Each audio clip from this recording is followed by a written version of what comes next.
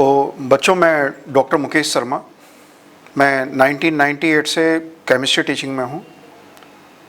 2010 से I am working as a principal in a senior secondary school and I have been teaching chemistry to the students of class 11th and 12th। Now आज बच्चों, मैं आपको एक छोटी सी concept होती है केमिस्ट्री के अंदर, मोल कंसेप्ट, जो बहुत आसान है, लेकिन मैंने अपने टीचिंग कैरियर में जो महसूस किया है कि केवल 1% बच्चे इसको समझ पाते हैं और समझ करके किसी भी क्वेश्चन को सही कर पाते हैं। कई बार ऐसा होता है कि बच्चे इसको सही कर देते हैं, लेकिन कंसेप्ट क्योंकि क्लियर नहीं होती है, तो अगर वाइड रेंज में हम आ जाएं, कोई क्वेश्चन थोड़ा टिपिकल वे में आ जाता है, तो उसको वो नहीं कर पाते हैं। तो मैं चाहता हूं कि आज आप इस लेसन को देखें और मोल कंसेप्ट को एक सही तरीके से समझने की कोशिश करें। सबसे पहले मैं ये कहना चाहूँगा कि सपोज़ हम मार्केट में जाते हैं तो हम मिनिमम कितना वेट एक्सपेक्ट कर सकते हैं। सपोज़ हम कोई फ्रूट्स या वेजिटेबल्स परचेज़ करना चाह रहे हैं, तो हम दुकानदार से बोल सकते हैं कि भाई हमको आधा किलो दे दो, हमको 100 ग्राम दे दो। या हम गोल्ड परचेज़ करने जा रहे हैं तो 10 ग्राम में 1 तोला हो जाता है, तो हम 1 तोला, आधा तोला, 0.1 ग्राम, या हम मिनिमम कितना वेट एक्सपेक्ट कर सकते हैं। हम 0.1 ग्राम से कम अगर कोई सामान मार्केट में परचेज़ करने चाहते हैं तो दुकानदार बोल देता है कि भाई नेक्स्ट शॉप से ले लो, मेरे पास नहीं है। अब ऐसी स्थिति में एटम, जो कि एटम है, आप लोगों ने पढ़ा है पिछली क्लासेस में कि एटम बहुत माइन्यूट होता है, बहुत छोटा पार्टिकल होता है और इसको हम नेक्ड आइज से नहीं देख सकते हैं। सपोज हम हाइड्रोजन एटम की बात करें तो हाइड्रोजन एटम का जो वेट होता है या मास होता है, इसमें भी एक थोड़ा सा पॉइंट है कि वेट और मास, अगर हम बात करें, एक फार्मूला होता है कि W = mg, W = mg, जहाँ पर W weight, m for mass and small g that is acceleration due to gravity, जिसकी value 9.8 metre per second square होती है। तो वेट अलग चीज़ है, मास अलग चीज़ है। लेकिन अगर हम केमिस्ट्री की बात करें, केमिस्ट्री में वेट और मास एक ही चीज़ होती है। रीज़न, जैसे एटॉमिक मास, एटॉमिक वेट, ये एक वर्ड हो गया। मॉलिक्यूलर मास, मॉलिक्यूलर वेट, ये एक अलग वर्ड हो गया। तो अगर हम सही वर्ड की बात करें तो ये एटॉमिक मास है, एटॉमिक वेट नहीं है। अगर हम मॉलिक्यूलर मास और मॉलिक्यूलर वेट में कंपैरिजन करें तो मॉलिक्यूलर मास सही वर्ड है, मॉलिक्यूलर वेट सही वर्ड नहीं है। लेकिन हमारे जो साइंटिस्ट थे, जो पूर्वज थे, वो एटॉमिक मास को एटॉमिक वेट कहते थे, मॉलिक्यूलर मास को मॉलिक्यूलर वेट कहते थे। तो वो इतना हैबिट में आ गया है कि हम आज भी एटॉमिक मास को एटॉमिक वेट कह देते हैं और मॉलिक्यूलर वेट को, मॉलिक्यूलर मास को मॉलिक्यूलर वेट कह देते हैं। तो हम इनमें से कोई सा भी वर्ड यूज़ कर सकते हैं केमिस्ट्री के अंदर। हम एटॉमिक मास कहें वो भी सही है, हम एटॉमिक वेट कहें वो भी सही है, हम मॉलिक्यूलर मास कहें अगर मॉलिक्यूल का केस है तो, या मॉलिक्यूलर वेट कहें, एक ही वर्ड, कहीं कोई कंपैरिजन, कोई प्रॉब्लम नहीं है कि हम मॉलिक्यूलर मास कह रहे हैं या मॉलिक्यूलर वेट कह रहे हैं। अब आप ये समझिए कि एक एटम का वेट कितना होता है। अगर हम हाइड्रोजन एटम की बात करें तो हाइड्रोजन एटम का जो वेट होता है वो होता है 0.23 जीरोज़, 23 जीरो लगातार आएंगी, उसके बाद 1673 ग्राम, ये एक हाइड्रोजन एटम का मास होता है। जो बाकी एटम्स होते हैं, जैसे क्लोरीन है, फ्लोरीन है, नाइट्रोजन है, ऑक्सीजन है, या कोई दूसरा एटम है, उनका मास भी इसी के कंपेरेबल होता है कि जैसे इसमें 23 जीरोज़ हैं, उसके बाद में 1673 है, तो लास्ट की 4 डिजिट में थोड़ा बहुत चेंज हो गया, या लास्ट की 3 डिजिट में थोड़ा बहुत चेंज हो गया है। लेकिन स्टार्टिंग की जो जीरोज़ हैं, 23 जीरोज़, ये लगभग कॉमन है। अब इतने कम वेट को हम किस तरह से मेज़र करें, हमारी प्रॉब्लम ये है। और इसी प्रॉब्लम को सॉर्ट आउट करने का नाम मोल कंसेप्ट है। अब मैं एक छोटा सा एग्जाम्पल आप लोगों को देना चाहूँगा। सपोज़ हमारी कोई क्लास चल रही है, उसमें 40-50 बच्चे हैं और हमें एक बच्चे का वेट नापना है, तो हम कैसे नापें? जबकि हमारे पास जो वेट नापने के लिए हमारे पास एक तराजू है और हमारे पास 500 केजी का वेट है। ये हमें भी मालूम है कि किसी भी बच्चे का वेट 500 केजी नहीं होता है। अब हम उसको किस तरह से मेज़र करें?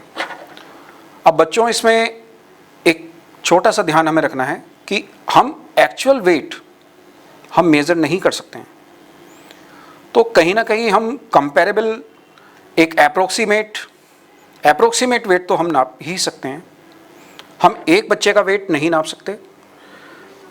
सपोज हमने तराजू की एक पलड़े में 500 केजी का वेट रखा है, तो दूसरे पलड़े में हम उतने बच्चे खड़े करेंगे जितने 500 केजी के कंपैरेबल हो जाए। सपोज एक से काम नहीं चल रहा है, हम 2 खड़े करेंगे, 2 बच्चे खड़े करेंगे, हम 3 बच्चे खड़े करेंगे, हम 10 बच्चे खड़े करेंगे, हम 20 बच्चे खड़े करेंगे और उतने बच्चे खड़े करते रहेंगे जब तक कि वो 500 केजी जो हमारी तराजू है, दोनों पलड़े हमारे एक जैसे नहीं हो जाते। एक तरफ 500 केजी का वेट है, एक तरफ सपोज हमें 20 बच्चे खड़े करने पड़ गए, तो एक बच्चे का वेट कितना होगा? एक बच्चे का वेट होगा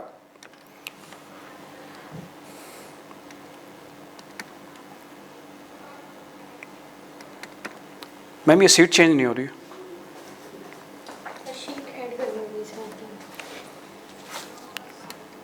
शीट ऐड होगी सर पहले। ये यहाँ से? वाइट से यहाँ से? जी सर। अच्छा, सपोज 500 केजी हमारा 20 बच्चों का वेट आया है, तो हम इसको 20 से डिवाइड करेंगे। 20 से डिवाइड करने के लिए हमारा एक बच्चे का वेट कितना आता है? 25 KG. 50/2 that is 25 KG. Suppose हमें 10 बच्चे खड़े करने पड़ते हैं, तो एक बच्चे का वेट कितना आ जाएगा? 500/10 यानी कि 50 केजी एक बच्चे का वेट। अगर हमें 10 बच्चे खड़े करने पड़ते हैं 500 केजी को कंपेरेबल करने के लिए कि हमारे दोनों पलड़े बराबर रहें, तो 50 केजी आएगा अगर 10 बच्चे हमें खड़े करने पड़ते हैं। अगर हमें 20 बच्चे खड़े करने पड़ते हैं, सपोज छोटी क्लास के बच्चे हैं, अब ये हमारा डिसीजन है कि हम, क्योंकि एक ही क्लास के बच्चे हैं तो वो लगभग सेम हाइट के होंगे, सेम लगभग, किसी का वेट 1 केजी ज़्यादा हो सकता है, किसी बच्चे का वेट 1 केजी कम हो सकता है, लेकिन एक कंपेरेबल होगा। ऐसा नहीं है कि एक बच्चे का वेट और हाइट के अकॉर्डिंग, सपोज एक बच्चे का वेट 25 केजी है, दूसरे बच्चे का वेट 75 केजी है, इतना अंतर नहीं होगा, थोड़ा बहुत कंपेरेबल होगा। तो हम एग्जैक्टली मेज़र नहीं कर पा रहे हैं, तो हम कम से कम अप्रोक्सीमेट मेज़र कर पाएँ। अब बच्चों, आपने देखा कि हाइड्रोजन का जो एटॉमिक मास मैंने आप लोगों को बताया कि 0.230173 ग्राम होता है और बाकी एटम्स का जो मास होता है वो भी इसी के कंपेरेबल होता है। अब हम इसको कैसे मेज़र करें? बहुत सीधी कंसेप्ट जो अभी हम लोगों ने, मैंने आपको बताई कि हम एक बच्चे का वेट नहीं नाप सकते, उसी तरीके से हम एक एटम का वेट नहीं नाप सकते, 2 का नहीं नाप सकते। कोई ना कोई तो ऐसी संख्या होगी एटम के केस में कि हम जिसका वेट इजीली नाप सकते हो। तो बच्चों, वो नंबर जो है वो कहलाती है एवोगैड्रोस नंबर। एवोगैड्रोस नंबर, और ये होती है 6.022 मल्टीप्लाइड बाई 10⁻23। इस नंबर को हम एवोगैड्रोस नंबर कहते हैं। और इतने नंबर ऑफ एटम्स का वेट हम इजीली मेजर कर सकते हैं। जैसे सपोज हमने इतने एटम्स हमने लिए हैं हाइड्रोजन के, तो उनका वेट कितना होगा? उनका वेट 1 ग्राम होगा। सपोज हमने एवोगैड्रोस नंबर के इक्वल एटम्स लिए हैं ऑक्सीजन के, तो ऑक्सीजन का एटॉमिक मास कितना होता है? 16 ग्राम होता है, तो इनका वेट होगा 16 ग्राम। सपोज हम नाइट्रोजन के एटम्स लेते हैं इतने ही एवोगैड्रोस नंबर के इक्वल, तो उनका, क्योंकि नाइट्रोजन का एटॉमिक मास 14 होता है, तो 14 ग्राम हो जाएगा। इतने एटम्स का वेट। यही हमारी मोल कंसेप्ट है कि हम एक एटम का वेट नहीं नाप सकते, दो का नहीं नाप सकते, लेकिन जो एवोगैड्रोस नंबर के इक्वल एटम्स अगर हम काउंट करते हैं तो उनका वेट हम इजीली मेजर कर सकते हैं। उसी तरीके से अगर हम मॉलिक्यूल्स की बात करें, जैसे मॉलिक्यूल्स हमने लिया है H2O, water molecule. Water molecule का सबसे पहले हम इसका मॉलिक्यूलर मास मेजर करेंगे। मॉलिक्यूलर मास वाटर का क्या होगा? H का एटॉमिक मास होता है 1, हमारे पास 2 एटम्स हैं तो 2 मल्टीप्लाइड बाई 1, प्लस ऑक्सीजन का एटॉमिक मास होता है 16। अगर हम इसको कैलकुलेट करते हैं तो ये 2 1 जा 2 प्लस 16, ये हमारा आ जाएगा 18। तो वाटर का जो मॉलिक्यूलर मास होगा वो 18 होगा। इसका मतलब क्या है कि वही एवोगैड्रोस नंबर के इक्वल अगर हम 6.022 इंटू 10⁻23 अगर हम इतने मॉलिक्यूल्स वाटर के ले लें तो उनका जो मास होगा वो होगा 18 ग्राम। उसी तरीके से अगर हम नाइट्रोजन N2, सपोज हम N2 के मॉलिक्यूल ले लें, नाइट्रोजन के मॉलिक्यूल्स ले लें, तो क्योंकि नाइट्रोजन का एटॉमिक मास 14 होता है, अब यहाँ पर हमारे पास 2 एटम्स हैं तो 14 2 जा 28। इसका मतलब इस मॉलिक्यूल का जो मास होगा, एवोगैड्रोस नंबर के इक्वल जो मॉलिक्यूल्स होंगे उनका मास होगा 28 ग्राम। या सपोज हमने H2SO4 लिया है तो H2SO4 का सबसे पहले मॉलिक्यूलर मास निकालेंगे जो 98 होता है। अब अगर हम एवोगैड्रोस नंबर के इक्वल मॉलिक्यूल्स H2SO4 के ले लेते हैं, सल्फ्यूरिक एसिड के ले लेते हैं, तो उनका मास हो जाएगा 98 ग्राम। यही हमारी मोल कंसेप्ट है। इसको अगर हम थोड़ा सा और सिंपल वे में लिखना चाहें तो हम कैसे लिखेंगे कि 1 मोल इक्वल टू, एटम के केस में एटॉमिक मास और मॉलिक्यूल के केस में मॉलिक्यूलर मास, और ये इक्वल होगा एवोगैड्रोस नंबर के इक्वल 6.022 मल्टीप्लाइड बाई 10⁻23। इसका मतलब ये हुआ कि अगर हम एटम है अगर हमारे पास, तो एटम का जो भी एटॉमिक मास है उतना वेट एवोगैड्रोस नंबर के इक्वल अगर हम एटम्स लेते हैं तो उनका वेट उसके एटॉमिक मास के इक्वल जो भी है, जो भी एटॉमिक मास है उतने ग्राम्स। जैसे हाइड्रोजन का 1 ग्राम अगर हम एवोगैड्रोस नंबर के इक्वल एटम्स लें, तो अगर हम नाइट्रोजन के केस में 14, क्योंकि नाइट्रोजन का एटॉमिक मास 14 होता है बच्चों, तो एवोगैड्रोस नंबर के इक्वल एटम्स अगर हम नाइट्रोजन के लेते हैं तो उनका मास 14 ग्राम होगा। तो ये एक सिंपल फार्मूला है जिससे हमारी पूरी कंसेप्ट क्लियर हो जाती है। इसमें भी बच्चों एक चीज़ और ध्यान रखने की है कि एक एटम का मास कितना होगा। ये तो हमने एवोगैड्रोस नंबर के इक्वल जो एटम्स होते हैं उनका मास निकाला है, तो एक एटम का मास क्या होगा। सबसे पहले ये देखेंगे कि एटॉमिक मास हम किसे कहते हैं। ये जितनी भी कंसेप्ट हैं ये कार्बन जो हमारा आइसोटोप होता है कार्बन 12, उसके अकॉर्डिंग मेजर किए जाते हैं। कार्बन 12 का जो एटॉमिक मास होता है वो 12 होता है, कार्बन 14 का जो एटॉमिक मास होता है वो 14 होता है। यहाँ पर हम केवल कार्बन 12 की बात कर रहे हैं, कार्बन 14 की बात नहीं कर रहे हैं। कार्बन 12 का एटॉमिक मास 12 होगा। इसको हम सिंगल यूनिट कैसे बनाएंगे, अगर हम 12 को 12 से डिवाइड कर दें तो ये 1 हो जाएगा। तो इसका 1/12 पार्ट ऑफ कार्बन 12, इसके अकॉर्डिंग हमने सभी के एटॉमिक मास मेजर किए हैं। 1/12 ऑफ कार्बन 12 एटम, और इसके अकॉर्डिंग जो भी हमारा एटॉमिक मास होता है, जैसे हाइड्रोजन का 1 होता है, ऑक्सीजन का 16 होता है, नाइट्रोजन का 14 होता है।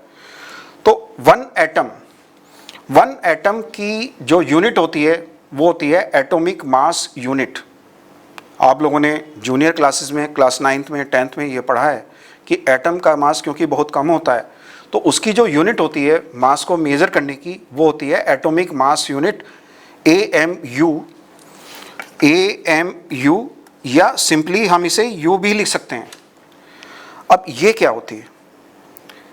ये एटॉमिक मास यूनिट, क्योंकि जैसे एवोगैड्रोस नंबर का अभी हमने आपको बताया कि 6.022 मल्टीप्लाइड बाई 10⁻23 एटम्स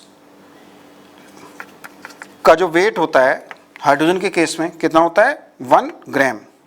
तो एक एटम का मास कितना होगा? तो एक एटम का मास होगा 1/6.022 मल्टीप्लाइड बाई 10⁻23। अगर हम इससे डिवाइड कर दें तो ये वैल्यू आती है 1.66 मल्टीप्लाइड बाई 10⁻⁻24 ग्राम। तो ये 1 AMU या U ये 1.66 मल्टीप्लाइड बाई 10⁻⁻24 ग्राम्स, ये इसके इक्वल होता है।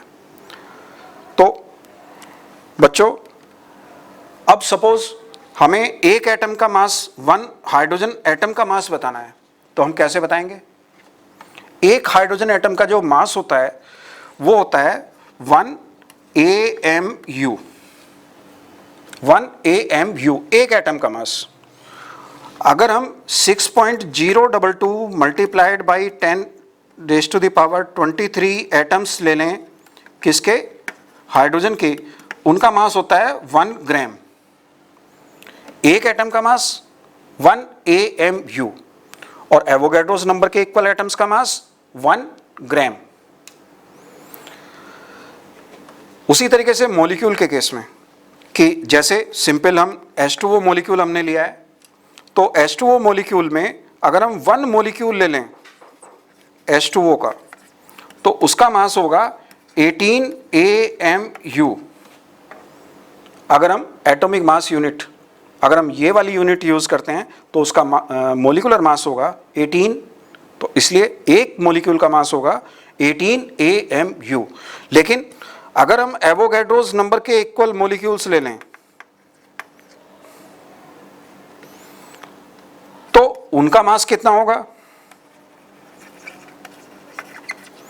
उनका मास होगा 18 ग्राम। तो बच्चों, ये मोल कंसेप्ट आप लोगों की समझ में आई कि AMU वो एक एटम के मास के लिए हम यूज करते हैं। हम चाहें तो मल्टीप्लाई करके ज़्यादा एटम्स के लिए भी यूज कर सकते हैं कि 2 एटम्स, 3 एटम्स, 4 एटम्स। और हमें जो मेन हमारा जो फार्मूला इसमें यूज होता है वो 1 मोल, कि 1 मोल हम किसे कहेंगे? 1 मोल हम एवोगैड्रोस नंबर के इक्वल एटम्स या मॉलिक्यूल्स, उसमें इतने एटम्स होंगे या मॉलिक्यूल्स होंगे। और अगर एटम्स हैं तो एटॉमिक मास बीच में हम यूज करेंगे, और अगर मॉलिक्यूल हैं तो मॉलिक्यूलर मास, वो हमारे 1 मोल के इक्वल होते हैं। बच्चों, मुझे उम्मीद है कि आज इस लेसन के बाद आप लोगों को मोल कंसेप्ट इतनी टफ महसूस नहीं होगी। Thank you.